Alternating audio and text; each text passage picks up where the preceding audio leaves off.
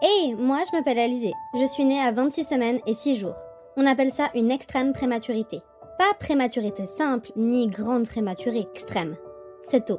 Très tôt. Pourtant, la grossesse de maman, elle se passait bien. Juste un gros ventre et un mal de dos. Rien d'alarmant. C'est après qu'on a su que, dans la famille de maman, certaines avaient aussi accouché trop tôt. Mais bon, ça, personne ne le savait avant. Dans la nuit du 14 au 15 mai, maman a eu des contractions. Pas trop fortes, elle a cru que c'était des fausses, mais elles ont continué toute la nuit. Le matin, papa l'a emmenée à l'hôpital. Il pensait pas que j'allais arriver tout de suite. À l'hôpital, la médecin a vu que maman était ouverte à 4. La poche était descendue, 3 contractions toutes les 10 minutes. Mais l'hôpital n'était pas équipé pour s'occuper d'un bébé aussi petit que moi. Alors vite, on lui a fait une piqûre pour que mes poumons mûrissent. Mais pour que ça marche, il aurait fallu que je reste encore 48 heures au chaud. Ils ont essayé d'arrêter les contractions avec un médicament.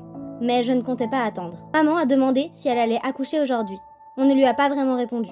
Ils ont dit qu'il fallait pas perdre de temps. Alors, j'ai pris l'hélico, enfin, maman, mais moi j'étais dedans. Direction un autre hôpital, plus équipé. Papa, lui, a dû venir par ses propres moyens. Heureusement, il est arrivé à temps. Maman était perdue, mais calme, sans doute à cause des hormones ou des antidouleurs. Papa, lui, était hyper stressé. À l'arrivée, tout est allé très vite. Les médecins ont parlé de voie basse, de péridurale, de césarienne, mais j'étais en siège. Maman a demandé ce qu'il fallait faire. Ils ont dit il y a du bon et du mauvais dans chaque option. Mais finalement, j'ai décidé pour tout le monde. La poche s'est rompue et en 4 minutes, j'étais là. J'ai pleuré, on m'a mise une seconde sur maman, le temps d'un bisou, et puis ils sont partis en courant avec moi. J'ai dû être réanimée, mais j'ai tenu bon. On a été très bien pris en charge. Les équipes médicales ont tout expliqué tout le temps.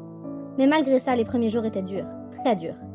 Maman et papa ont vécu un mélange de déni, de fatigue, d'angoisse. Trop d'informations, trop de peur, pas assez de sommeil et un énorme choc. J'ai perdu plus de 10% de mon poids. Je suis tombée à 860 grammes. Et puis, on a vu sur une échographie une lésion sur mon cerveau. Les médecins ont été transparents, ils ont expliqué les risques, mais sur le moment, pour papa et maman, c'était trop. Trop d'un coup, ils ont eu très peur. Avec le temps, ils ont pris un peu de recul. Ils ont compris un truc, chaque jour compte, un jour à la fois. Il y a des jours où ça va, et d'autres pas du tout. C'est comme ça change vite. Mais leur présence, elle change tout. Ils viennent tous les jours, ils font les soins avec les infirmiers. On fait du pot à pot pendant des heures, c'est comme ça que je grandis, avec leur chaleur, leur voix, leur force. Au début, je buvais du lait de donneuse, mais très vite, maman a eu assez de lait pour moi. Alors maintenant, je bois son lait. Par sonde pour l'instant. On a vu une pédopsychiatre aussi. Maman et papa l'ont accepté parce que ce qu'ils vivent, c'est intense, et ils veulent faire au mieux. Les médecins nous ont dit un problème à la fois. Parce que mes poumons, mes reins, mon cerveau, tout est fragile, alors on avance doucement. Des fois, un problème qu'on croyait réglé revient, mais on continue, ensemble. Maman et papa se soutiennent, notre famille aussi. Et moi, je me bats, tous les jours. Je suis Alizée, et même si je suis petite, je suis une guerrière.